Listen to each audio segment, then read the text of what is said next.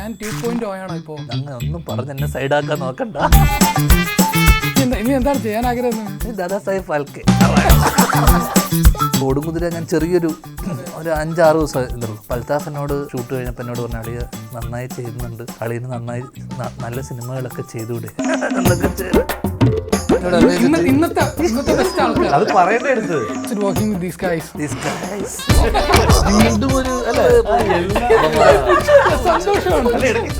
ചെറിയൊരു വിഷ്ണു അല്പം ഫാഷൻ ആണെന്ന് തോന്നുന്നു ക്യാരക്ടർ. എന്താണ്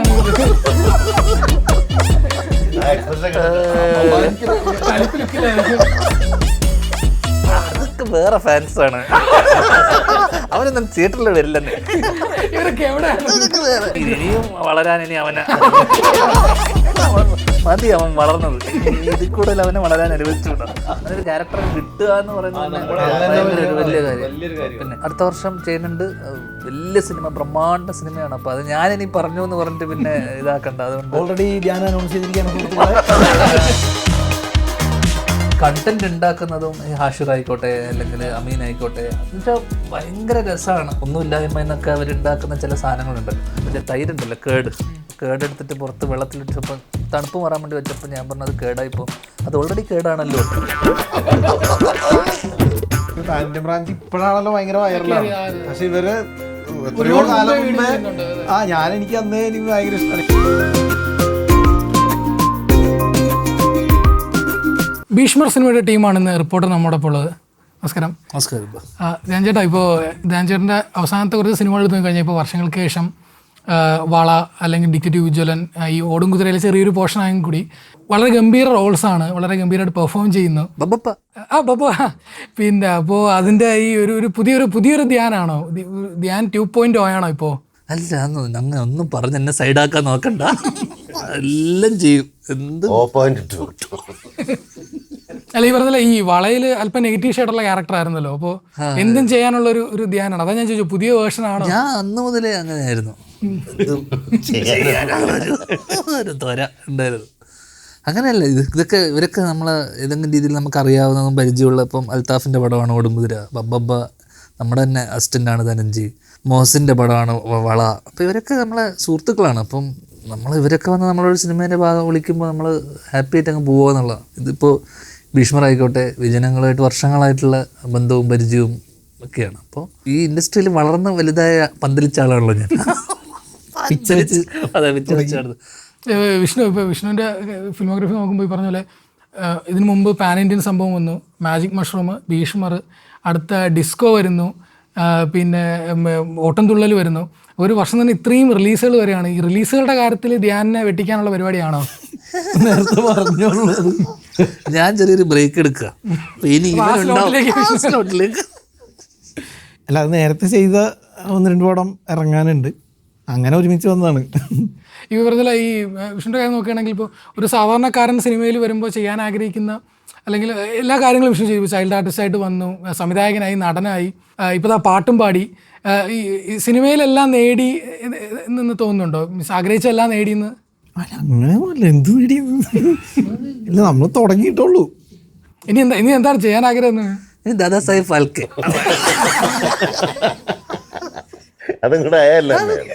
എല്ലാം നേടി. അല്ല, നമ്മൾ തുടങ്ങിയെടുത്ത് നോക്കുമ്പോൾ നമുക്ക് ഒരുപാട് സന്തോഷമുണ്ട്. അതിനൊക്കെ എന്താ പറയുക, വളരെ ഹാപ്പിയാണ്. എന്നാലും നമുക്ക് ഒരുപാട് ഇനിയും പോകാനുണ്ട്. ഇപ്പോൾ ധ്യാൻ ചേട്ടൻ നേരത്തെ പറഞ്ഞു അങ്ങനെ സ്ക്രിപ്റ്റ് വായിക്കാറില്ല. ഫ്രണ്ട്സിൻ്റെ സിനിമകളൊക്കെ വരുന്ന സമയത്ത് ചില സമയത്ത് അറിയുക, ചില സിനിമകൾ വർക്കാവില്ല എന്ന് പറയും പോലും ഈ കമ്മിറ്റ്മെൻറ്റ് പേരിൽ ചെയ്യുന്നതുകൊണ്ട്. ഇപ്പം ഞാൻ നേരത്തെ പറഞ്ഞില്ല, ഈ ധ്യാൻ പുതിയ വർഷം വരുമ്പോൾ സ്ക്രിപ്റ്റുകൾ വായിക്കുന്നുണ്ടോ? ഇപ്പം എങ്ങനെയാണ് സിനിമകൾ തിരഞ്ഞെടുക്കുന്നത്? ഇല്ല, ഇപ്പം ബബ്ബയുടെ അവസാനം ഇറങ്ങിയ സിനിമയെ പറ്റി ബബ്ബ ഞാൻ വായിച്ചിട്ടോ ഒന്നുമില്ല. അപ്പം അവിടെ പോകുമ്പോഴാണ് അവൻ എനിക്കൊരു ഫസ്റ്റ് ഒരു പേജ് നമ്മുടെ ഒരു വലിയ സീനിൻ്റെ ഡയലോഗ് തന്നിട്ട് പറഞ്ഞു, ഞാൻ ലൈവ് കണ്ട പരിപാടിയാണ്. ടേക്കില് അത് വൻ കയ്യടിയാണ് കിട്ടിയത്. അവിടെ പുള്ളി പറഞ്ഞത് പെർഫോം ചെയ്യണോണ്ടപ്പോൾ എല്ലാവരും ഭയങ്കര ഹാപ്പി ആയൊരു മൊമെന്റ്. അപ്പോൾ എനിക്ക് വന്ന ഉടനെ ഈ പേജ്, എനിക്ക് സിനിമ ഏതാണോ, സിനിമ അറിയാം. എന്തായാലും കോയമ്പത്തൂർ വരാൻ പറയുന്നു, സീൻ തരുന്നു, ഇതാണ്. അപ്പോൾ എന്തിനാ ഇത് പറയണേ, ഏതാണ് അവസ്ഥ, ഒന്നും അറിയില്ല. അപ്പോൾ അത് കഴിഞ്ഞ് തരുന്ന ഉടനെ എല്ലാവരും പിന്നെ പെട്ടെന്ന് എല്ലാവരും കൈയടിക്കുന്നു. ഓക്കെ എന്താ ഉണ്ടായിരുന്നില്ല. നമുക്ക് ഡെയിലി നിത്യാഭ്യാസി എന്നൊക്കെ പറഞ്ഞ പോലെ ഡെയിലി ഇത് ജോലി ചെയ്യുന്നത് വരുമ്പോൾ നമുക്കൊരു പ്രാക്ടീസ് ഉണ്ടാവുമല്ലോ. അപ്പോൾ ഡെയിലി ഈ ക്യാമറനെ ഫേസ് ചെയ്യുന്നു, ഇത് തന്നെ ഈ സാധനം ഡെയിലി നിരന്തരം ചെയ്ത് വരുമ്പോൾ ഉണ്ടാകുമ്പോൾ കിട്ടുന്ന ഒരു കോൺഫിഡൻസ് ഉണ്ട്. തരുന്ന സാധനം പറയുന്ന ഡയറക്ടർ പറയുന്ന കാര്യം ചെയ്തു പോവുക. അപ്പോൾ അങ്ങനെ ആയി. കുറച്ച് കഴിയുമ്പോൾ അത് ഭയങ്കര ഒരു പോയിന്റ് കഴിയുമ്പോൾ ഭയങ്കര മെക്കാനിക്കലായി തുടങ്ങും. മെക്കാനിക്കലായി കഴിഞ്ഞാൽ നമുക്കത് മടുക്കും, സാച്ചുറേറ്റഡ് ആവും നമ്മൾ.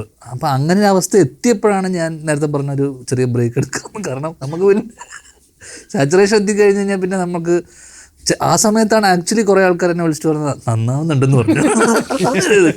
നമുക്കുള്ളിൽ മടുത്ത് തുടങ്ങുകയും ആൾക്കാർ നമ്മളോട് നന്നാവുന്നുണ്ടെന്ന് പറയുമ്പോൾ ഇപ്പോൾ ഓടുംകുതിര ഞാൻ ചെറിയൊരു 5-6 ദിവസം എന്നുള്ളൂ. അപ്പോൾ അൽത്താഫ് എന്നോട് പറഞ്ഞു, ഷൂട്ട് കഴിഞ്ഞപ്പോൾ എന്നോട് പറഞ്ഞു, അളിയ നന്നായി ചെയ്യുന്നുണ്ട്, അളിയന് നന്നായി നല്ല സിനിമകളൊക്കെ ചെയ്തുകൂടെ എന്നൊക്കെ ഭയങ്കര ഇമോഷണലായിട്ട് വൈകാരികമായിട്ട്. ഞാൻ പറഞ്ഞു, അളിയ ഇത് നല്ല സിനിമയാണെന്ന് വെച്ചിട്ട് ഞാൻ വന്ന് ചെയ്തതല്ലല്ലോ, ഇത് നന്നാവുമെന്ന് പോലും എനിക്കറിയില്ല, പക്ഷേ അളിയൻ വിളിച്ചു, ഞാൻ വന്നു. ഇങ്ങനെയാണ് പല സിനിമകളും സംഭവിക്കുന്നത്. അപ്പോൾ നമ്മളാ ഇവരുടെ കൂടെ നിൽക്കുക, അല്ലെങ്കിൽ അങ്ങനെ ഇപ്പോൾ ഷാജു ചേട്ടനൊക്കെ നമ്മൾ കഥ അല്ലെങ്കിൽ നമ്മൾ പലതും നമ്മുടെ സൗഹൃദത്തിൻ്റെ പുറത്തും നമ്മൾ ബന്ധത്തിൻ്റെ പുറത്തും പോയി ചെയ്യുക എന്നുള്ളത്. പിന്നെ സിനിമയിൽ ഞാൻ അഭിനയത്തിൻ്റെ കേസിൽ ഞാൻ അങ്ങനെ കാണുന്നുള്ളൂ. കാരണം നമ്മൾ ടെക്നീഷ്യനായിട്ട് വരണം അല്ലെങ്കിൽ സംവിധാനത്തിലേക്ക് വരണം എന്ന സിനിമയിൽ വന്ന ആൾക്കാർ.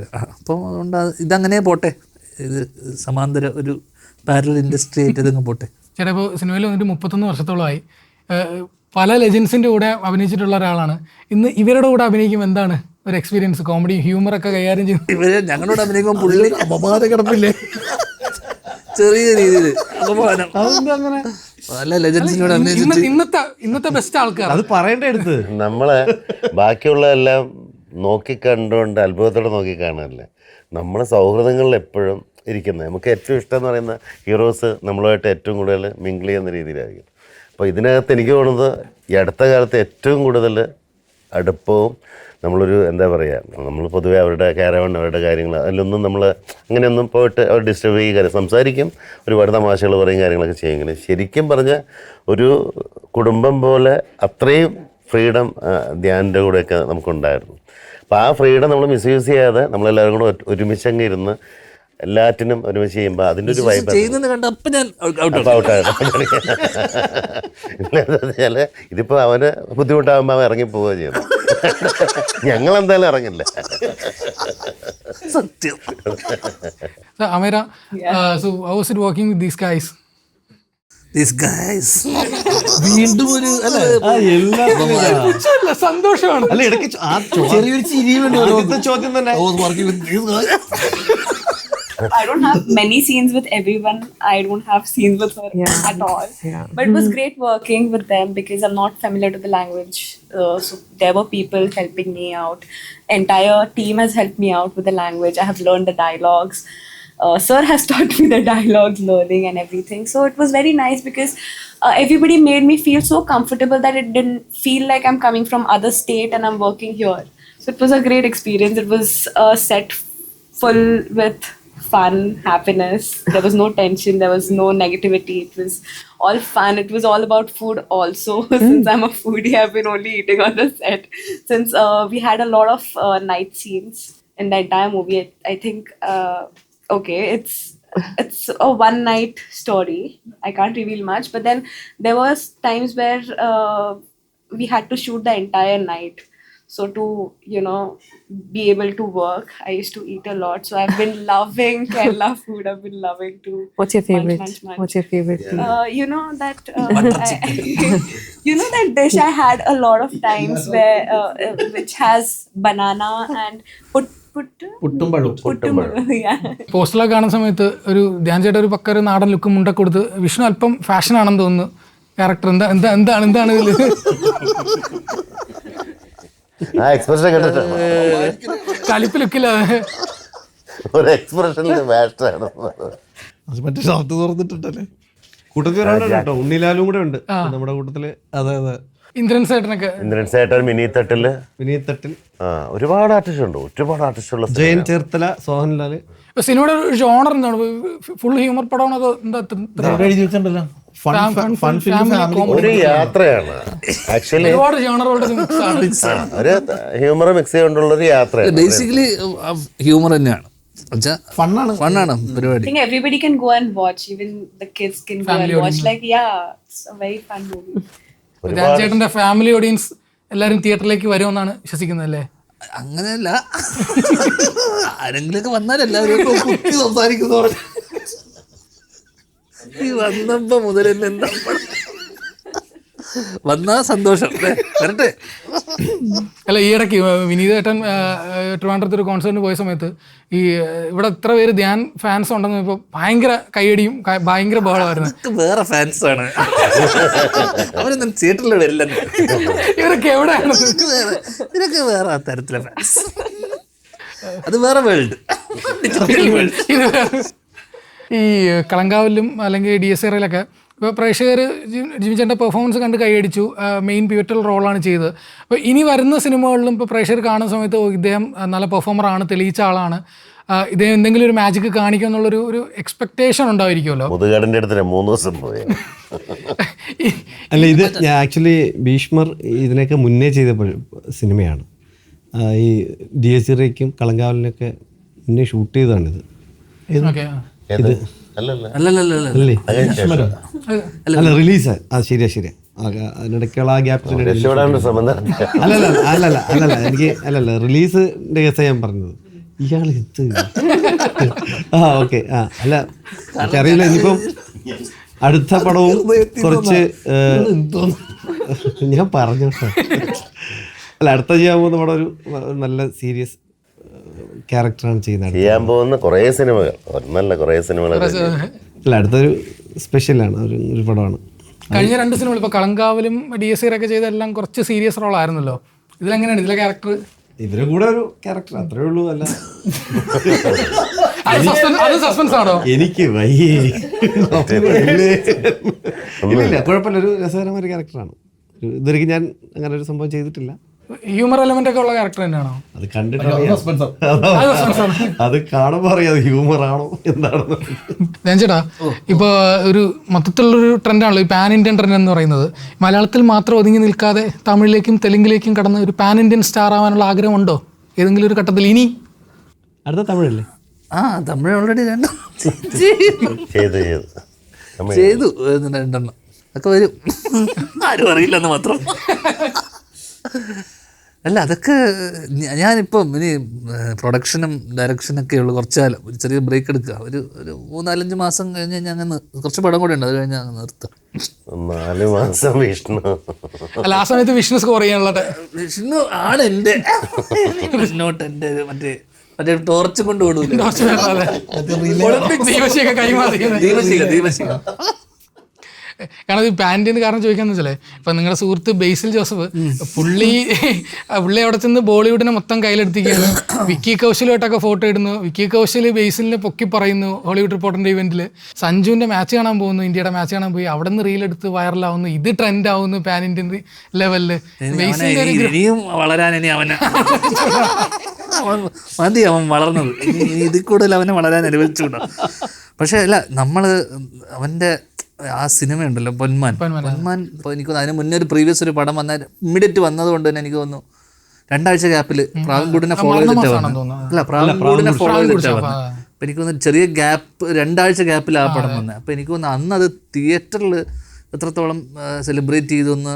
കാരണം ഭയങ്കര ഒരു മാസീവ് സിനിമക്ക് അപ്പുറത്തേക്ക് OTT വന്ന സമയത്ത് അതിന് കിട്ടിയപ്പോൾ ഞാൻ മറ്റേ OTT കാണുന്നത്. അപ്പോൾ അതിൽ അവൻ നമ്മളെ ഞെട്ടിച്ചു കളഞ്ഞു. ഇൻ ടേംസ് ഓഫ് അവൻ്റെ ആക്ടിങ് ആയിക്കോട്ടെ, അല്ലെങ്കിൽ അവൻ ആ ക്യാരക്ടറിനെ പിടിച്ചതായിക്കോട്ടെ, അത് ഭയങ്കരമായിട്ട് അവൻ അതിൽ ഇൻവോൾവ് ചെയ്തതും, അല്ലെങ്കിൽ അത് അങ്ങനെ ഒരു ഗ്രോത്ത് ആസ് ആൻ ആക്ടറെ നമ്മൾ കാണുമ്പോൾ നമുക്ക് ഭയങ്കര സന്തോഷമാണ്. നമ്മുടെ കൂടെ വന്ന ഒരാളല്ല, നമ്മുടെ കൂടെ ഉണ്ടായിരുന്ന ഒരാൾ നമ്മുടെ ഇങ്ങനൊരു ലെവലിൽ അക്ലെയിംഡ് ആവുക എന്നൊക്കെ പറയുന്നത്, അതവൻ വെൽ ഡിസേർവ്ഡ് ആണ് ആ രീതിയിൽ ഫോർ പൊന്മാൻ. അത് അവൻ തുടർന്ന് ചെയ്യാൻ പറ്റട്ടെ എന്റെ പ്രാർത്ഥന.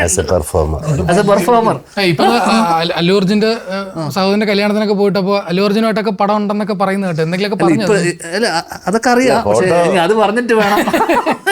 അല്ല, അവനിപ്പോ അവന്റെ പരിപാടികളൊക്കെ നമുക്കറിയാം. പക്ഷെ ഇനിയിപ്പോ ഞാൻ എല്ലാ സ്ഥലത്തും പോയി അവന്റെ പരിപാടികളൊക്കെ പറയണു എന്നുള്ളൊരു പ്രശ്നമുണ്ട്. മിക്കവാറും ഞങ്ങളൊരു സിനിമ, ഇപ്പം ഞാൻ കഴിഞ്ഞ ദിവസം നമ്മളിടയ്ക്ക് സംസാരിക്കുന്നതിനോട്ടത്തിലൊരു സിനിമ അവനെ വെച്ചൊരു സിനിമ ചെയ്യണമെന്ന് എനിക്കൊരു ആഗ്രഹമുണ്ട്. ഞാനൊരു കഥ ആലോചിച്ചിരുന്നു. അങ്ങനെ ഇടയ്ക്ക് ഞങ്ങളതിനെക്കുറിച്ച് ചർച്ച ചെയ്യുകയൊക്കെ ചെയ്തിരുന്നു ഒരു ദിവസം.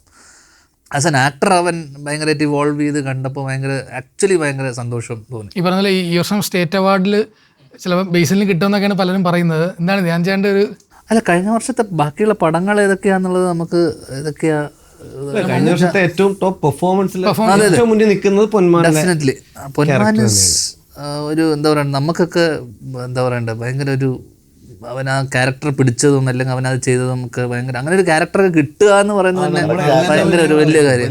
പിന്നെ എനിക്ക് ബേസിൽ ലോഗോ ഒഴിവാക്കിയിട്ടാണ്, മീൻസ് അതിൻ്റെ ഡയറക്ട് ക്ലാസ് എല്ലാം വന്നപ്പോഴാണ് അത് മാറ്റി മീൻസ് പൊന്മാൻ ചെയ്തതെന്ന് ഇങ്ങനെ ഒരു ടോക്ക് ഉണ്ട്. ഭയങ്കര ഡെപ്ത് ഉള്ള ഭയങ്കര റൂട്ടഡ് ആയി നിൽക്കുന്ന ഒരു സിനിമയല്ലേ. അപ്പോൾ ആ സിനിമയൊക്കെ അതൊക്കെ ചെയ്തിട്ട് അത് ക്യാരക്ടർ പിടിച്ചവൻ ത്രൂ ഔട്ട് അതൊരു പുൾ ഓഫ് ചെയ്യുക എന്ന് പറഞ്ഞാൽ ഈസി അല്ല അങ്ങനെ ഒരു സാധനമൊക്കെ ചെയ്യുന്നത്. അപ്പോൾ അത് ഭയങ്കര രസമായിട്ട് കഴിഞ്ഞ നമ്മൾ സംസാരിച്ചപ്പോഴും ഞാൻ അവനോട്, പിന്നെ ഞാൻ ആലോചിച്ച സിനിമയൊക്കെ അവനെ വെച്ച് അവനോട് ഡിസ്കസ് ചെയ്ത സിനിമയൊക്കെ ഞാൻ പറഞ്ഞൊരു കാര്യങ്ങളൊക്കെ ഞാൻ പൊന്മാൻ കണ്ടതിന് ശേഷമാണ് ആക്ച്വലി ഞാൻ അവനോട് പറഞ്ഞ കഥയും ഞാൻ അവനോട് പറഞ്ഞിട്ട് അത് ഇത് കണ്ടിട്ട് എനിക്ക് നീ ഇങ്ങനെ ഒരു സാധനം ചെയ്താൽ രസം ഉണ്ടാവുമെന്ന് തോന്നിയിട്ട് ഞാൻ അവനോട് ആ കഥ പറഞ്ഞു. കഴിഞ്ഞ ദിവസം അതിരടിയുടെ ഷൂട്ട് നടക്കുമ്പോൾ ഞങ്ങൾ ഫോണിൽ കുറേ നേരം ഈ കഥ ഞാൻ ഫോണിലാണ് പറഞ്ഞത്. അപ്പോൾ അവൻ പറഞ്ഞ അളിയാ അത് ചെയ്യാം. അവനിങ്ങനെ കൊമേഴ്ഷ്യൽ സിനിമ അല്ലെങ്കിൽ ഇപ്പോൾ അതിരടിയൊക്കെ ഭയങ്കര കൊമേഴ്ഷ്യൽ സിനിമയാണ്, അപ്പോൾ അങ്ങനത്തെ സിനിമകൾ ചെയ്യണം എന്നൊക്കെ പറഞ്ഞ് നിൽക്കുന്ന സമയത്ത് ഞാൻ പറഞ്ഞില്ല, നീ പൊന്മാൻ പോലത്തെ ഒരു പരിപാടിയും കുറച്ച് അങ്ങനത്തെ സാധനവും കൂടെ. കാരണം ഞാൻ കഴിഞ്ഞ ദിവസം മറ്റേ ഹോം ബൗണ്ടൊക്കെ കണ്ട സമയത്ത് ഞാൻ അങ്ങനൊരു സാധനം ആലോചിച്ചിരുന്നു, ചെറിയൊരു ലവ് സ്റ്റോറി അവനെ വെച്ചിട്ട്. അപ്പം ഞാനത് അവനോട് ഇങ്ങനെ പറഞ്ഞപ്പോൾ അവൻ പറഞ്ഞു കൊമേഴ്ഷ്യൽ സിനിമ. ഞാൻ പറഞ്ഞു നീ വല്ലപ്പോഴും പൊന്മാൻ പോലത്തെ പരിപാടി ചെയ്യും. ഡയറക്ഷൻ ചെയ്യാൻ കൂടെ പറഞ്ഞു കേട്ടോ. ആക്ടറേയും കൂടി ഭയങ്കര ഇതാക്കിയത് ഒന്ന് ഇടയ്ക്ക് ഡയറക്ഷൻ ചെയ്യാനും കൂടെ പറഞ്ഞു. നമ്മൾ ബേസിൽ ഡയറക്ടറിനെ ഭയങ്കരമായിട്ട് മിസ് ചെയ്യുന്നുണ്ട്. അവൻ ചെയ്യുന്നുണ്ട്, അവൻ അടുത്ത വർഷം ചെയ്യുന്നുണ്ട്. വലിയ സിനിമ, ബ്രഹ്മാണ്ഡ സിനിമയാണ്. അപ്പോൾ അത് ഞാനിനി പറഞ്ഞു എന്ന് പറഞ്ഞിട്ട് പിന്നെ ഇതാക്കണ്ട. അതുകൊണ്ട് ഓൾറെഡി ധ്യാനം അനൗൺസ് ചെയ്തിരിക്കുകയാണ്. എന്തായാലും ഈ മലയാളത്തിലല്ല എന്നുള്ളത് മാത്രം പറയാം, അത്രയും. അതും അനൗൺസ് ചെയ്തു. നിങ്ങൾ മൂന്നുപേരും ഇപ്പോൾ ഹ്യൂമർ കൈകാര്യം ചെയ്യുന്ന ആൾക്കാരാണ്, നിങ്ങൾ എഴുതുന്ന ആൾക്കാരാണ്. ഇപ്പോൾ വിഷ്ണുവും ധ്യാനവും എഴുതുന്ന ആൾക്കാരാണ്. ഇപ്പോൾ ഇന്നത്തെ ഈ സോഷ്യൽ മീഡിയ ഹ്യൂമർ ഉണ്ടല്ലോ, ഇപ്പോൾ മറ്റേ മുനീറെ കണ്ണ് ജിമ്മ എന്ന് പറയുന്നതാണെങ്കിലും അല്ലെങ്കിൽ അവരുടെ ഹ്യൂമർ സാധനങ്ങളൊക്കെ ഇപ്പോൾ ചെറിയ ഈ പറഞ്ഞ വലിയ ഇപ്പോൾ മുനീറെ കണ്ണ് ജിമ്മ എന്ന് പറയുന്ന സാധനം സീരിയസ് ആയിട്ട് പറയുന്നൊരു സാധനമാണ്, പക്ഷേ അത് ഭയങ്കരമായിട്ട് ട്രെൻഡ് ആവുന്നു. ഇത്തരം സോഷ്യൽ മീഡിയ കണ്ടന്റ് ക്രിയേറ്റേഴ്സ് ഒരുപാട് വരുന്നു, ഇവരുടെ ഹ്യൂമർ സെലിബ്രേറ്റ് ചെയ്യപ്പെടുന്നു. അപ്പോൾ ഇന്ന് ഒരു സിനിമ എഴുതുന്ന ഇത്തരം ഈ സോഷ്യൽ മീഡിയ ഇത്തരം ഇതും കൂടെ ശ്രദ്ധിക്കാറുണ്ട്. ഈ ഹ്യൂമറിൽ വന്ന മാറ്റങ്ങൾ, ഈ സോഷ്യൽ മീഡിയ ഹ്യൂമറുകൾ, അവരുടെ ആർട്ടിസ്റ്റുകൾ. കാരണം ധ്യാൻ ചേട്ടൻ ഇപ്പം ഉജ്ജ്വലിൽ തന്നെ കൂടെ അഭിനയിച്ച എല്ലാം കണ്ടന്റ് ക്രിയേറ്റേഴ്സ് ആണല്ലോ, അല്ല മീൻ ടീമൊക്കെ. ഞാനിപ്പം നിതിൻ്റെ കൂടെ അഭിനയിച്ചു പാനന്ത്യൻ ഇതില്ലേ ബ്രാഞ്ച്. അതെ, ഈ ടീമിലുള്ള ഞാനിപ്പോ നിതിൻ്റെ കൂടെ അല്ലല്ല ഇപ്പൊ ഞാനും അൽത്താഫും കൂടെ പാനന്ത്യൻ മുനീറെ കണ്ണ് പുള്ളി ഞങ്ങൾ ഒരുമിച്ച് ഇപ്പൊ ഒരു സിനിമയിൽ അഭിനയിച്ചു. ഞങ്ങൾ ഇപ്പൊ കഴിഞ്ഞ ഒരാഴ്ച മുന്നേ. അല്ല ഞാൻ ഇൻസ്റ്റാഗ്രാമിലൊന്നും ഇല്ലാത്തതുകൊണ്ട് ഞാൻ ഇത് അമീനൊക്കെ എനിക്ക് ആക്ച്വലി ഉജ്ജ്വലന് വന്ന സമയത്താണ് ഞാൻ കാണുന്നതും പരിചയപ്പെടുന്നതൊക്കെ. പക്ഷെ അവർ ഈ കണ്ടന്റ് ഉണ്ടാക്കുന്നതും ഈ ഹാഷിർ ആയിക്കോട്ടെ അല്ലെങ്കിൽ അമീൻ ആയിക്കോട്ടെ എന്ന് വെച്ചാൽ ഭയങ്കര രസമാണ്. എന്ന് വെച്ചാൽ അവർ ഒരു സിറ്റുവേഷൻ, ഒരു ചെറിയ സാധനം കൊടുത്തു കഴിഞ്ഞ് കഴിഞ്ഞാൽ അവർ അതിൽ നിന്ന് ഒന്നുമില്ലായ്മ എന്നൊക്കെ അവരുണ്ടാക്കുന്ന ചില സാധനങ്ങളുണ്ടല്ലോ. പിന്നെ ഇതൊക്കെ റിലേറ്റബിൾ ആവുക എന്നുള്ളതും കൂടെ ഉണ്ട്. നമുക്കിത് പിന്നെ പലതും കറൻ്റ് ആയിരിക്കുക, റെലവൻ്റ് ആയിരിക്കുക, അപ്ഡേറ്റഡ് ആയിരിക്കുക. നമ്മൾ അത്രത്തോളം പലപ്പോഴും അപ്ഡേറ്റഡ് അല്ല ഇതിന് ചുറ്റും നടക്കുന്നത്. ഇന്നത്തെ പ്രണയം, ഇന്നത്തെ സൗഹൃദങ്ങൾ, ഇതൊക്കെ അറിയണം. അപ്പോൾ അവരുടെ ഏജിന് അല്ലെങ്കിൽ അവർ ചുറ്റും നടക്കുന്ന കാര്യങ്ങൾ കണ്ണു തുറന്ന് വെച്ചിട്ടാണ് ഇത്രയും കണ്ടന്റ് ഉണ്ടാക്കാൻ പറ്റുന്നത്. നമ്മൾ പലപ്പോഴും വേറെ പല കാര്യങ്ങളൊക്കെ ആലോചിച്ച് നമ്മൾ ആ വഴിക്ക് പോകുന്ന സമയത്ത് നമ്മൾ ചിന്തിക്കില്ല. നമ്മൾ ആലോചിക്കുന്ന കഥയിൽ അല്ലെങ്കിൽ നമ്മൾ സിറ്റുവേഷനിൽ വരുന്ന സമയത്ത് ഈ സിറ്റുവേഷനിൽ എന്ത് പറയണം എന്നുള്ള ചിന്തകൾ മാത്രമേ ഉള്ളൂ. അതുകൊണ്ട് ഞാൻ ഇന്നേ വരെ എനിക്ക് യൂട്യൂബിലൊക്കെ വരുന്ന റീൽസിൽ ഇങ്ങനെ അമീൻ്റെയും ഇവരുടെയൊക്കെ കണ്ടിട്ടുണ്ടെന്നല്ലാണ്ട് നമുക്കൊരു അത്ഭുതമാണ് അവരെങ്ങനെ ഔട്ട് ഓഫ് നോവെയർ അവരുണ്ടാക്കുന്ന ഹ്യൂമറും, അല്ലെങ്കിൽ അമീനായിക്കോട്ടെ അല്ലെങ്കിൽ ആ ഗ്യാങ് ആയിക്കോട്ടെ അല്ലെങ്കിൽ ഇവരായിക്കോട്ടെ ഭയങ്കര സ്പോണ്ടേനിയസ് ആണ്. അത് എനിക്ക് തോന്നുന്നില്ല. നമ്മളൊക്കെ ഭയങ്കര എഫേർട്ട് ഇട്ടിട്ടാണ് ഹ്യൂമറൊക്കെ ഉണ്ടാക്കുന്നത്. 100 തവണ ചിന്തിച്ച് പെട്ടെന്ന് ഹ്യൂമർ ഉണ്ടാക്കുക എന്ന് പറയുന്നത് ഭയങ്കര വലിയ പാടാണ്. കഴിഞ്ഞ ദിവസം എൻ്റെ ഒരു സുഹൃത്ത് ഇതേപോലെ ഞാനിങ്ങനെ മറ്റേ ചളിയാണേ എന്ന് വെച്ച് കഴിഞ്ഞാൽ നമ്മുടെ കൂടെയുള്ള ഒരാൾ അങ്ങനെ പറഞ്ഞു, ഒരു മറ്റേ തൈരുണ്ടല്ലോ കേട്, കേടെടുത്തിട്ട് പുറത്ത് വെള്ളത്തിലിട്ടപ്പോൾ തണുപ്പ് മാറാൻ വേണ്ടി വെച്ചപ്പോൾ ഞാൻ പറഞ്ഞത് കേടായിപ്പോൾ അത് ഓൾറെഡി കേടാണല്ലോ. അപ്പം ഞാൻ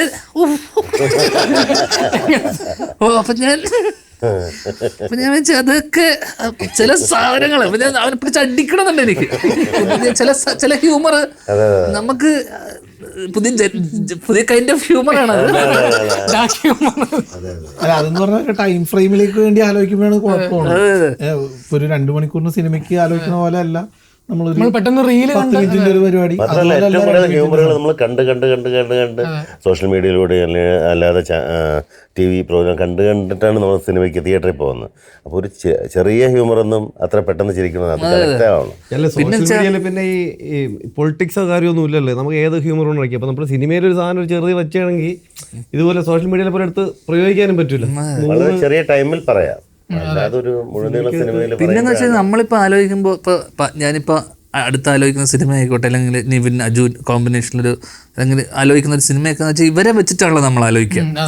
അവരുടെ സ്ക്രീനേജ്, അവർക്കിത് ഈ സിറ്റുവേഷനിൽ അവരെങ്ങനെ ബിഹേവ് ചെയ്യും, പിന്നെ അവരുടെ മാനറിസം, ഇത് നമുക്ക് അടുത്തറിയാവുന്ന ആൾക്കാർ വെച്ച് നമുക്ക് ചെയ്യുമ്പോൾ ആക്ച്വലി ചില സാധനങ്ങൾ നമുക്ക് എളുപ്പമാണ്. പിന്നെ ഇതുപോലത്തെ ഇപ്പം റീൽസിൽ വരുന്ന പോലത്തെ ഒരു സാധനമല്ലല്ലോ. റീൽസിൽ കുറച്ച് എക്സാജറേഷൻ ഉണ്ട്, കുറച്ച് സാധനങ്ങൾ എക്സാജറേറ്റഡ് ആണ്. പിന്നെ ആ സീനിൽ മാത്രം ചിരിപ്പിച്ചാൽ മതി, അല്ലെങ്കിൽ ആ ഒരു മൊമെന്റിൽ, അല്ലെങ്കിൽ ആ ഒരു ചിലപ്പോൾ ആ ഒരു അങ്ങോട്ടും ഇങ്ങോട്ടുള്ള ഒരു 1 ലൈനിൽ ചിരിപ്പിച്ചാൽ മതി. പ്ലസ് മ്യൂസിക്കിന്റെ ബാക്കപ്പ് ഉണ്ട്. ഇത് നമ്മളെ സിറ്റുവേഷൻ ഇങ്ങനെ ഇട്ട് ബിൽഡ് ചെയ്ത് കൊണ്ടുവന്ന ഒരു സീൻ ഉണ്ടാക്കി ചിരിപ്പിക്കുക എന്ന് പറയുന്നത് ഒരു ടാസ്ക്കാണ്. അപ്പോൾ അതിപ്പോൾ ഉജ്ജ്വലനിൽ വരുന്ന സമയത്ത് ഞാൻ ചില സീനൊക്കെ വരുമ്പോൾ ഇവന്മാരോട് എടാ ഇതെന്ത് ചെയ്യും എന്നൊക്കെ ചോദിക്കുന്ന സമയത്ത് ചേട്ടാ അതിൻ്റെ മുന്നത്തെ സീന് ഇതെല്ലാം വരുമ്പോൾ ഇവിടെ പ്രത്യേകിച്ച് നമുക്കൊന്നും ചെയ്യാനില്ല, അല്ലെങ്കിൽ ഞാൻ എടാ ഇവിടെ എന്ത് പറയാം അമീനെന്ന് പറയുമ്പോൾ അവൻ അപ്പം ഞാൻ പറയട്ടാ എന്തെങ്കിലും ഒന്ന് പറ ചേട്ടാ ഇത് സിനിമ പോലെയല്ല മറ്റേതെന്ന് പറയും. അപ്പോൾ അവരതിനെ എടുത്ത് ഒരു കണ്ടന്റിനെ എടുത്ത് അതിനൊരു അതിന് റെലവൻസ് ആണ് ഏറ്റവും വലുത്. എന്ന് വെച്ചാൽ അതിനെന്തെങ്കിലും ആനുകാലിക പ്രസക്തിയോ അല്ലെങ്കിൽ അത് നടക്കുന്ന ഇപ്പം മറ്റേ സൗഹൃദങ്ങൾ, നേരത്തെ റിലേഷൻഷിപ്പ് ഇഷ്യൂസ്, ഇതൊക്കെയാണല്ലോ പലപ്പോഴും ഉണ്ടാകുന്ന സാധനങ്ങൾ, അടുത്ത വീട്ടിലുള്ള പ്രശ്നങ്ങൾ. അപ്പോൾ അത് ഭയങ്കര കറൻറ്റായിരിക്കുമ്പോൾ ഈ കണ്ടന്റ് ആദ്യം ഫസ്റ്റ് അടിക്കുന്നോ അത് വേറെ വേൾഡാണ് അവരെ പരിപാടി. പക്ഷെ ഒരേ കണ്ടന്റ് തന്നെ പല പല രീതിയിൽ. ഇപ്പൊ ഇവര് നിതിനൊക്കെ ആണെങ്കിൽ ഇപ്പൊ ആന്റം ബ്രാഞ്ച് ഇപ്പോഴാണല്ലോ ഭയങ്കര വൈറലാണ്. പക്ഷെ ഇവര് എനിക്ക് അന്നേ എനിക്ക് ഭയങ്കര ഇഷ്ടമാണ്. ഞാൻ മെസ്സേജ് അയക്കാറൊക്കെ ഉണ്ടായിരുന്നു ഇവർക്ക്. അപ്പൊ ഒറ്റ സാധനം കയറി കത്തുമ്പോഴാണല്ലോ മുമ്പത്തെ വീഡിയോ ഒക്കെ. അതെ അതെ. അല്ല അന്ന് ഇവരിപ്പോ ഇത്രയും ഇതാവണതിന് മുമ്പ് തന്നെ നമുക്ക് മനസ്സിലാവും അവരുടെ ആ ഒരു സ്പാർക്ക് ഉണ്ട്. കാരണം ആ ചെയ്യണ ക്യാരക്ടേഴ്സിലൊക്കെ ഒരു എന്തോ ഒരു ഐറ്റം ഉണ്ടെന്ന് നമുക്ക് ഫീൽ ചെയ്യുമല്ലോ. ദിവ്യ ഇപ്പോൾ ഫിലിമോഗ്രഫി നോക്കുമ്പോൾ ഈ തെലുങ്കിൽ പോയിട്ട് ഭയങ്കര ഡാർക്കായിട്ടുള്ള സിനിമകൾ ചെയ്യുന്നു, രക്തം തെറിക്കുന്ന കൈൻഡ് ഓഫ് ക്യാരക്ടർ ചെയ്തിട്ട് ഇപ്പോൾ ആ മലയാളത്തിൽ വന്ന് ധ്യാനോടെ ഒന്ന് റൊമാൻസ് ചെയ്യുന്നു. എന്താണ് ഈ 2 എക്സ്ട്രീം എൻഡിൽ നിൽക്കുന്ന ഫിലിമോഗ്രഫി?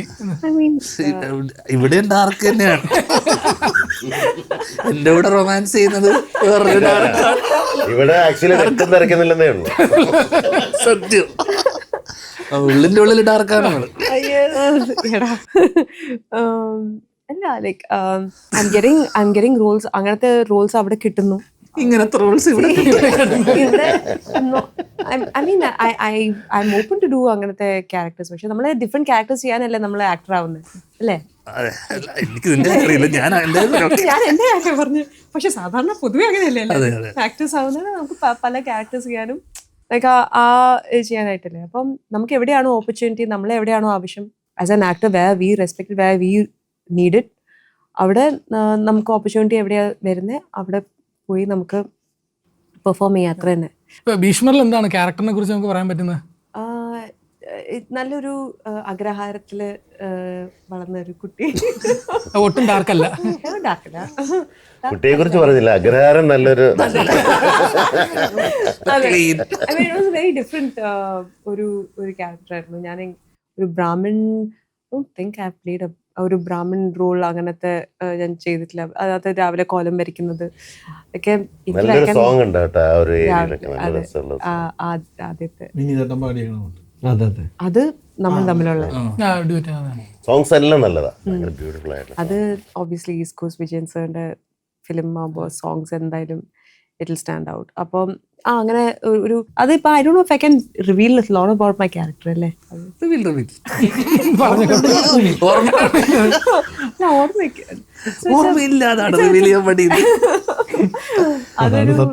ഇതൊരു ഫൺ ഫിൽഡ് ഫിലിമാണ്, പക്ഷെ എന്റെ പോർഷൻസ് വരുന്ന അത്ര ഫണ്ണുള്ളതല്ല.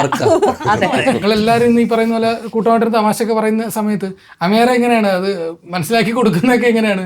അല്ല, സമേരയുടെ സാറാണ് ഹാൻഡിൽ ചെയ്തത്. സമേര കാരണം അമേര ഞങ്ങള് ചില്ലിയെന്ന് പറഞ്ഞാൽ ധ്യാൻചേട്ടൻ്റെ ക്യാരവനിലാണ് ഞങ്ങള് എല്ലാവരും ഇരിക്കുന്നത്. അവര് വേറെ.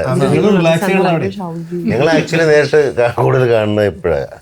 അപ്പോൾ ഞങ്ങള് കോമ്പിനേഷൻ വി ഹാഡ് ഒരു 3-4 സീൻ ഉണ്ടായിരുന്നുള്ളൂ. അമേരയുടെ ഡയലോഗ് പഠിച്ച് അമേര ഇതിൽ ആലോചിച്ചുകൊണ്ടിരിക്കുന്ന സമയത്ത് ഞങ്ങളുടെ കാര്യം നോക്കി മാറിയിരിക്കുകയായിരുന്നു. പഠിച്ച് സെറ്റായി. അതെ ബേസിക്കലി അവരുടെ കാര്യവും ഞങ്ങളുടെ കാര്യം നോക്കിയിരിക്കുകയായിരുന്നു.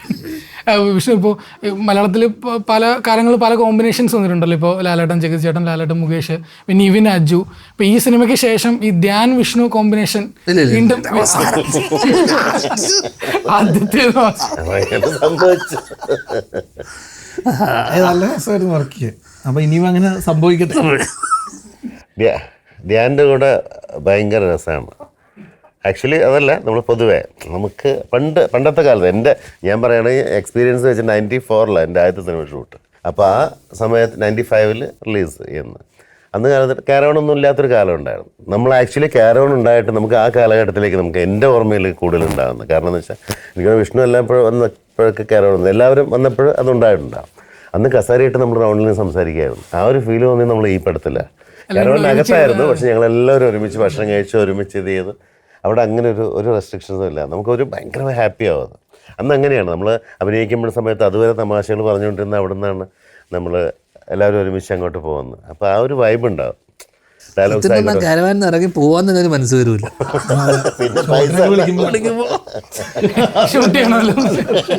പിന്നെ പൈസ വാങ്ങിയിട്ടുണ്ടല്ലോ. ശിവചേട്ടാ, ഇപ്പോൾ ഇത്രയും വർഷം സിനിമയിൽ അഭിനയിച്ച ഒരാളാണ്. ഇപ്പം പല സീരിയസ് ക്യാരക്ടേഴ്സും ചെയ്തിട്ടുണ്ട്, പല ഹ്യൂമർ ക്യാരക്ടേഴ്സും ഇത്രയും അതിൽ ചെയ്തതിൽ ഭയങ്കര ഫേവറേറ്റ് ആയിട്ടുള്ള ഒരു ക്യാരക്ടർ ഏതായിരിക്കും? ഭയങ്കര ഇപ്പോഴും പ്രേക്ഷകർ എടുത്തു പറയുന്ന ഒരു ക്യാരക്ടർ അല്ലെ ചേട്ടൻ ഭയങ്കര ഫേവറേറ്റ് ആയിട്ട് ചേരിയിരിക്കുന്നതേ ഉള്ളൂ. ആക്ച്വലി ചെയ്ത ഗുമസ്ത എന്നുള്ള സിനിമയിനകത്ത് ഒരു നല്ല ക്യാരക്ടറായിരുന്നു. ഇപ്പം ഞാനൊരു പ്രധാന വേഷം ചെയ്ത അറ്റ് എന്ന് പറഞ്ഞിട്ട് മൂവി ഉണ്ടായിരുന്നു. ആക്ച്വലി ഈ പറയുന്ന സിനിമ ഒരു സക്സസ് മൂവി ആയിട്ടല്ല, ഇനിയിപ്പോൾ OTT വരുമ്പോഴായിരിക്കും. ചിലപ്പോൾ ചില പടങ്ങൾ അങ്ങനെയാണല്ലോ കൂടുതലുണ്ടാകും. അപ്പോൾ എനിക്ക് കരിയറിൽ അങ്ങനെയുള്ള സംഭവങ്ങളാണ്. പിന്നെ ഈ പറയുന്ന സിനിമകൾ ഹിറ്റാകുമ്പോഴാണല്ലോ ഇപ്പോൾ ചെറിയ 2 സീനിൽ അഭിനയിച്ച് രേഖാചിത്രം ഹിറ്റായപ്പോഴാണ് ആ ഒരു സീനിന് നന്നാവും ഇതാവുന്നത്. അപ്പം അങ്ങനെയുള്ള കുറേ സിനിമകളുണ്ട്. റോമൻസ്, പുലിവാൽ കല്യാണം, അങ്ങനെയുള്ള സിനിമകൾ ഓടുമ്പോഴേ ഏത് ക്യാരക്ടർ ചെയ്തിട്ടും കാര്യം. ഇതിൽ ഈ പുലിവാൽ കല്യാണത്തിലെ സീനിനൊക്കെ കുറിച്ച് ആൾക്കാർ ഇപ്പോഴും ഇപ്പോഴും ഒരുപാട് തവണ TV-ൽ വരുന്നുണ്ടല്ലോ. ഇപ്പോൾ വിഷ്ണു, ഇപ്പോൾ ഈ സോഷ്യൽ മീഡിയയിൽ ഇപ്പോൾ ഈ പല രീതിയിലുള്ള ഈ മീമൊക്കെ വരുന്ന സമയത്ത് ഇപ്പോൾ ഈ സിനിമയിൽ ഈ നായകനായിരുന്നു അല്ലെങ്കിൽ ഈ നായികയായിരുന്നു വന്നിരുന്നെങ്കിൽ എങ്ങനെ ഇരുന്നേനെ എന്നൊക്കെ പറഞ്ഞ് പല മീമുകളൊക്കെ വരാറുണ്ടല്ലോ. അപ്പോൾ ഈ അമർ അക്ബർ അന്തോണി എഴുതുന്ന സമയത്ത് നിങ്ങളെ മെയിൻ ക്യാരക്ടേഴ്സ് ആയിട്ടാണല്ലോ മനസ്സിൽ കണ്ട് നാർച്ചയൊക്കെ പോകുന്നത്. അപ്പോൾ അന്ന് ഈ പറഞ്ഞ നിങ്ങളായിരുന്നു അത് മെയിൻ ക്യാരക്ടേഴ്സായിട്ട് വന്നിരുന്നെങ്കിൽ ഇന്ന് ആ സിനിമ എങ്ങനെ ഇരുന്നേനെന്ന് ചില സമയത്ത് ആലോചിച്ചിട്ടുണ്ടോ? കാരണം അമർ അക്ബർ അന്തോണിയുടെ ഒരു വലിയ വിജയം പിന്നീട് കട്ടപ്പനയിലേക്ക് നിങ്ങളെ അന്ന് അങ്ങനെ ഇപ്പം ഞങ്ങളെ വെച്ചിട്ട് എഴുതിയെങ്കിലും ആ സിനിമ നടക്കാതെ ആയപ്പോഴാണ് പിന്നീട് കുറേ നാൾ കയ്യിലിരുന്നിട്ടാണ് നാഷിക അടുത്തേക്ക് എത്തുന്നത് തന്നെ. അപ്പോൾ നമുക്ക് എന്തായാലും അറിയാം നമ്മളെ വെച്ചിട്ടല്ല വേറെ ആരെങ്കിലും വെച്ച് ചെയ്യാൻ വേണ്ടിയിട്ടാണ്. അന്ന് ഇക്ക പറഞ്ഞപ്പോഴാണ് നമുക്ക് നമ്മൾ പടം നടക്കുക എന്നുള്ളതാണ് ഏറ്റവും വലിയ കാരണം. ഇത് എഴുതി വെച്ചിട്ട് 2 കൊല്ലമായിട്ട് ഞങ്ങളുടെ കയ്യിൽ ഇരിക്കുക ചുമ്മാ. അപ്പോൾ ഞങ്ങളെ വെച്ച് ചെയ്യാന്ന് പറഞ്ഞിട്ട് അഭിനയിച്ചില്ല. പിന്നെ ബിബിനും അഭിനയിച്ച ഒരു സീനിൽ അഭിനയിച്ചു. ഞാനൊരു ഫർണിച്ചർ കടയാണ്. ഇപ്പോൾ ഈ നേരത്തെ പറഞ്ഞല്ലോ ഈ ഇത്തരം ഈ ഡാർക്ക് ക്യാരക്ടേഴ്സ് അല്ലെങ്കിൽ വയലൻ്റ് ക്യാരക്ടേഴ്സ് മലയാളത്തിൽ കുറവാണ്. മീൻസ് അതുകൊണ്ടാണോ ഇത്തരത്തിൽ ക്യാരക്ടേഴ്സ് വരാത്ത, അല്ലെങ്കിൽ അവിടുത്തെ ഓഡിയൻസ് ഇത്തരത്തിലുള്ള ക്യാരക്ടേഴ്സ് കുറച്ചുകൂടെ അക്സെപ്റ്റ് ചെയ്യുന്ന ഒരു ഓഡിയൻസ് ആയതുകൊണ്ടാണോ? അല്ല, നമ്മുടെ സിനിമ കുറെ ഡാർക്ക് സിനിമാസ് അല്ലേ മിക്ക ഇപ്പൊ ഇറങ്ങുന്ന ഫിലിംസ് എല്ലാം. ധീരം വന്നപ്പോഴും അതിൽ A certificate cinema dark violent പടമായിരുന്നല്ലോ. അത് because of the violence in the movie. And അതിനകത്ത് പക്ഷേ my character I was a very subtle police officer അതിനകത്ത്. അതിൽ not playing a dark violent role in that movie. പക്ഷെ അങ്ങനെ ഇന്ന characters മാത്രമേ ചെയ്യുള്ളൂ എന്നൊന്നുമില്ല. എനിക്ക് actually I would love to do comedy. ഞാനൊരു തെലുഗു സീരീസിൽ ഇപ്പോൾ സുബു സർ എന്ന് പറഞ്ഞിട്ട് സന്ദീപ് കിഷൻ്റെ കൂടെ ഒരു സീരീസ് ഇപ്പോൾ ചെയ്യുന്നത്.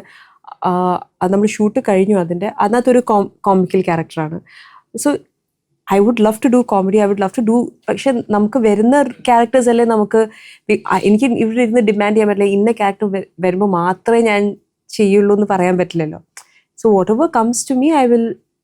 പക്ഷേ എനിക്ക് കുറച്ചുകൂടെ തെലുഗുവില് പെർഫോമൻസ് ഓറിയന്റഡ് ആണ് വരുന്നത്. ഇപ്പോഴും ഞാൻ വേറെ ഡോണ്ട് ട്രബിൾ ദ ട്രബിൾ എന്ന് പറഞ്ഞ ഒരു സിനിമയിലും, even if it's a small ഫഹദിന്റെ ഫിലിം, അതിന്റെ ഒരു ചെറിയ like it's a pivotal role. അതൊരു ആണെങ്കിലും there's a lot of like അവരങ്ങനെയാണ് എന്നെ ആ ഒരു ഇതിലാണ്. കുറച്ച് നമുക്ക് എനിക്ക് തോന്നുന്നു ഇൻ തമിഴ് ആൻഡ് തെലുഗു കുറച്ചുകൂടെ അവർ കുറച്ച് നമ്മളെ സ്റ്റീരിയോ ടൈപ്പ് ചെയ്യുന്ന ഒരു ഇതുണ്ട്. So they will look at me as a അങ്ങനത്തെ characters. But I can do light hearted roles. I like to do other kind of like romantic roles. എല്ലാം എനിക്ക് ചെയ്യാൻ ഇഷ്ടമാണ്. അങ്ങനെ നമുക്ക് ഇന്ന ക്യാരക്ടർ മാത്രമേ ചെയ്യുള്ളൂ എന്നില്ലല്ലോ. പക്ഷെ once they see you like that they will. ഇപ്പൊ തന്നെ നിങ്ങൾ ചോദിക്കുന്നതിന് ആ ഡാർക്ക് ക്യാരക്ടേഴ്സ് മാത്രമേ ചെയ്യുള്ളൂ എന്ന് അല്ല. പക്ഷെ ഇറ്റ് വാസ് ഇൻട്രസ്റ്റിംഗ്. ആ ഒരു സമയത്ത് എനിക്ക് ഇൻട്രസ്റ്റിംഗ് ആയിട്ട് തോന്നിയ ഒരു ഇതാണ്. Like I would like to do that. It's something challenging. Performance ചെയ്യാൻ ഉണ്ട്. അപ്പോൾ അതുകൊണ്ട് അതെടുത്തു. This is the second Malayalam film, right? Yeah. So did you learn any Malayalam word or anything? Yeah, I can understand little. I have learned little, yeah. So ധനചേട്ടാ, ഇപ്പോൾ ഈ നേരത്തെ പറഞ്ഞു ആക്ടിങ്ങിൽ നിന്ന് ബ്രേക്ക് എടുക്കുകയാണ്, ഡയറക്ഷനിലേക്ക് എഴുത്തിലേക്കൊക്കെ പോവാണ്. ഇടയ്ക്കൊരു ലാലേട്ടൻ പടത്തിന്റെ കാര്യമൊക്കെ ഇങ്ങനെ കേൾക്കുന്നു. അതിന്റെ എന്താണ് അപ്ഡേറ്റ്? എന്തെങ്കിലുമൊക്കെ ഉണ്ടോ? അല്ല, അത് ഞാനത് തൽക്കാലം അത് അച്ഛനൊക്കെ വെച്ചിട്ട് ആലോചിച്ചത്. അപ്പോൾ അത് പിന്നെ ഞാനത് അപ്പോഴത്തേക്ക് അത് തൽക്കാലം മാറ്റി വെച്ചു. ഇനിയിപ്പോൾ അത് പ്രാക്ടിക്കലി പോസിബിൾ അല്ലല്ലോ. അപ്പോൾ പിന്നെ അത് ഞാൻ വിട്ടു. ഇപ്പോൾ ഒരു ശ്രീനിവാസൻ സാറിന്റെ പേരിൽ ഒരു പ്രൊഡക്ഷൻ കമ്പനി തുടങ്ങുന്നു. അത് ഞാൻ വഴി പിന്നെ പറയാം. ഉള്ളതാണ്. ഉണ്ടാവുമ്പോൾ മാത്രമല്ല അദ്ദേഹത്തിന്റെ പേരിൽ ഒരു പ്രൊഡക്ഷൻ കമ്പനി വരുന്നു.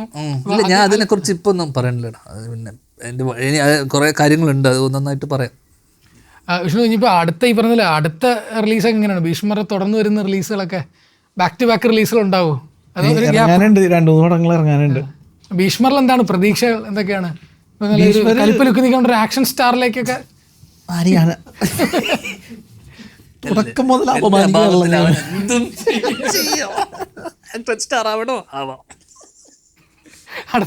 അല്ല, ഭീഷ്മർ ഒരു ഇൻട്രസ്റ്റിംഗ് ആയിട്ടുള്ളൊരു കഥാഗതിയുള്ളൊരു സിനിമയാണ്. അപ്പം ഇത് വിജയേട്ടൻ ഞാനിന്ന് നേരത്തെ ഇതിന്റെ കഥ കേട്ടതാണ്. രണ്ടാമത്തെ സിനിമയല്ലേ വിജയ് സാർ? കള്ളനും ഭഗവതി എന്ന് പറയുന്ന സിനിമ അതിന് മുൻപ് ചെയ്തതാണ്. ഈ അൻസാജ് എൻ്റെ അടുത്ത് പണ്ട് പറഞ്ഞൊരു കഥയാണിത്. അപ്പോൾ ഇത് വിജയേട്ടൻ കേട്ടു ഓക്കെ പറഞ്ഞു എന്ന് പറഞ്ഞപ്പോൾ എനിക്ക് പെട്ടെന്ന് അത്ഭുതമായിരുന്നു. കാരണം ഇത് ഫുൾ നൈറ്റ് ഷൂട്ടൊക്കെ ഉള്ള ഒരു സിനിമയാണ്. ഒരു ത്രില്ലർ പോലത്തെ ഒരു ഫൺ പരിപാടിയാണ്. അത് ഭയങ്കര രസകരമായിട്ടാണ് എനിക്ക് ഫീൽ ചെയ്തിട്ടുള്ളത്. അത് പുള്ളിയുടെ ഒരു സ്റ്റൈലിൽ പുള്ളി കുറച്ച് റീവർക്കൊക്കെ ചെയ്തിട്ടാണ് ഇപ്പോൾ ഭീഷ്മർ എന്ന് പറഞ്ഞ ടൈറ്റിലേക്കൊക്കെ വന്നത് ഈ സിനിമ. എന്തായാലും മാർച്ച് 20-നാണ് ഭീഷ്മർ റിലീസ് ചെയ്യുന്നത്. ആട് 3, ദുരന്തർ 2 വലിയ സിനിമകളുടെ കൂടെയാണ് വരുന്നത്. എന്താണ് ക്ലാഷിനെ കുറിച്ച് എന്താണ് പറയാനുള്ളത്? ഏറ്റവും കൂടുതൽ പോസ്റ്റർ നമുക്ക് ആവശ്യം. എവിടെ തിരിഞ്ഞാലും ഭീഷ്മർ അതിൽ കേട്ടില്ല. ഞാൻ കണ്ടു ഒരുപാട് പോസ്റ്റർ. അല്ല, അതിൻ്റെയൊക്കെ കൂട്ടത്തിൽ നമ്മളൊരു ചെറിയ പടം, അതൊക്കെ വലിയ പടം. ഇവിടെ ഒരു ഫെസ്റ്റിവലല്ലേ, അപ്പോൾ എന്താണെങ്കിലും ഫെസ്റ്റിവലിന് എപ്പോഴും ഒരു 3-4 സിനിമകൾ, മറ്റു 2 അന്യഭാഷ സിനിമകൾ, വലിയ സിനിമകൾ.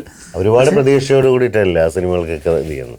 നമ്മളൊരു ചെറിയ സിനിമ എന്നുള്ള രീതിയിൽ തന്നെ ഇത് ചെയ്യുന്നു. ഒരു കണ്ട് രസിക്കാവുന്നൊരു സിനിമ, നല്ല പാട്ടുകളുള്ള ഒരു സിനിമ.